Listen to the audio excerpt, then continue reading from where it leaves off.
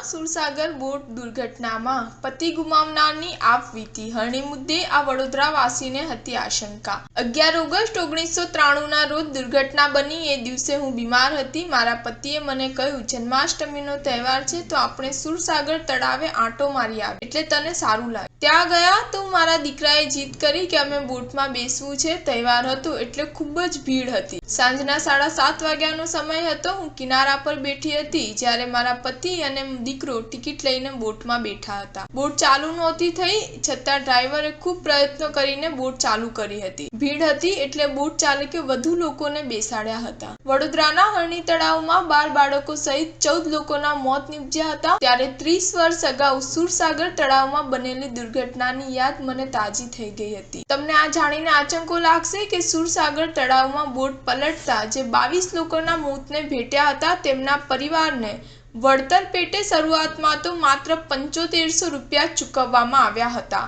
Star news 7 હંમેશા સચ્ચાઈની સાથે।